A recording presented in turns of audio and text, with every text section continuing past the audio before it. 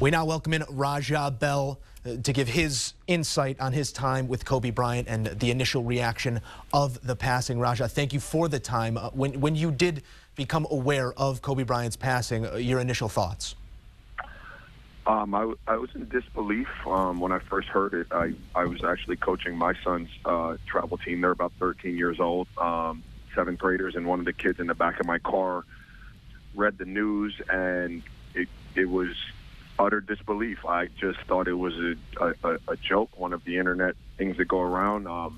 I immediately called Steve Nash just because I know he's a little bit more in touch with things like that. He was in the LA area, and it was mind-numbing. It was mind-blowing. It was I'm rarely at a lack for words, but I find myself having been for the last, 5 or 6 hours. There's no words to describe just how heartbroken his family must be, how the basketball community certainly is, how the world should be. You know, Kobe was a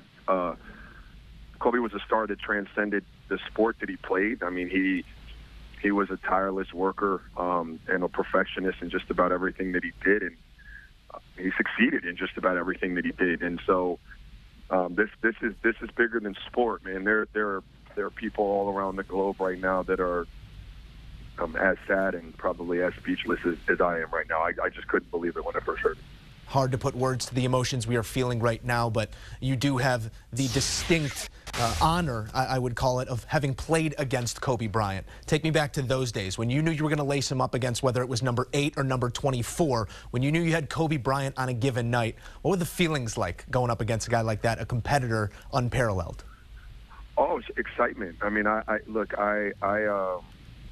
I relished every opportunity to get a chance to play against the greats, just because I had been a fan of the game for so long. And so, Kobe was that. Kobe was in the same breath as MJ for me. And so, there was always an excitement that I would get before I got to go up against him. And then, obviously an understanding that my night was going to be really, really long, and there was going to be limited there would be limited things that I could do to stop him from doing what he ultimately did so well. But it was always a pleasure and always a level of excitement on my part. And, I'd like to think that, the fact that I competed and scrapped and clawed with him, even when I had limited success, guarding him, there was a level of respect that he had just for the effort, And so we got to a place when we played where there was a mutual respect.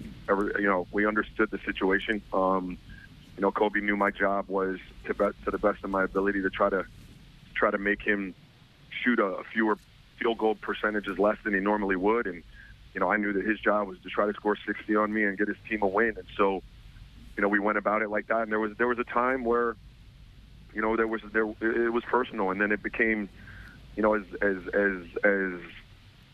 as cordial as you could be when your jobs are in straight juxtaposition to each other. I'd ask him about his family, he'd ask me about mine, and there was a level of friendship there. And so, I would never, profess to say that he and I were besties and that we were sharing, holiday meals, but we certainly were friends, and I certainly had a lot of respect for him. And so I'm at a loss for real true words on how to eloquently just say how sad I am.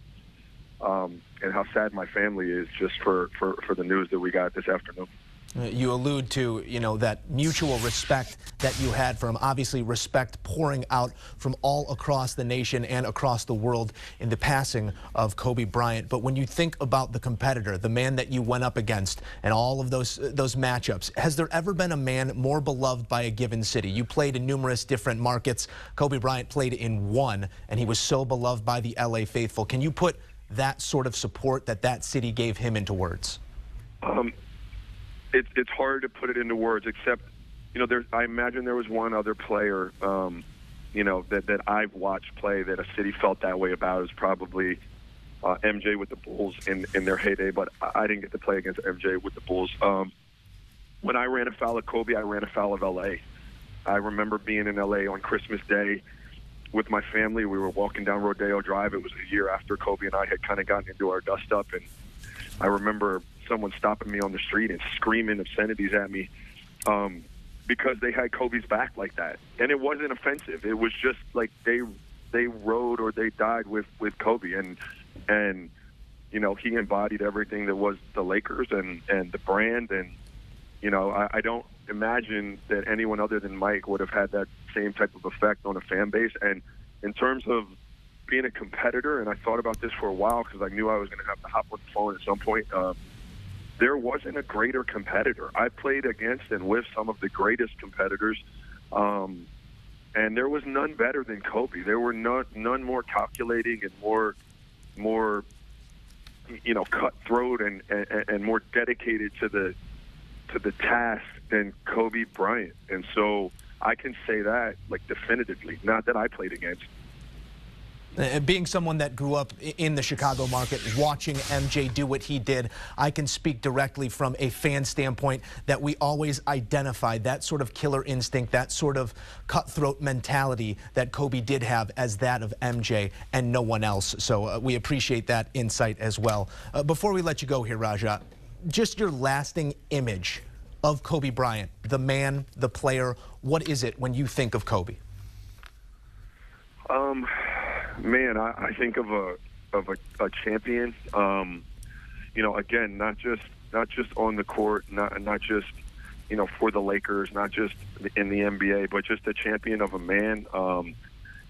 Again, whatever he set his mind to post basketball, he was Oscar awards and excelled in whatever he attached his name to business wise, and an author and just he was a true champion. And it's a lesson for a lot of kids out there. Champions aren't born; they're made, and it's what you put into it. And Kobe was willing to put his heart and soul into every single thing that he did. And so, there are a lot of things that I would like to say about Kobe. I think the word champion is a good one. I'd be remiss if I didn't, just kind of say how the whole thing puts life into perspective a little bit. Again, I was with my kids today, shuttling a bunch of 13-year-old boys to and from basketball games, and really, quite frankly, losing sight of the big picture in the midst of trying to win games. And something like this happens, and it just kind of slaps you in the face as to, you have to enjoy every moment you have with anybody you want to be with. You can't take any breath that you have on this earth for granted, man. And it is certainly a super sad day for me, as I'm sure it is for a lot of people in the world. Raja Bell, we appreciate the time. Sending you love, buddy.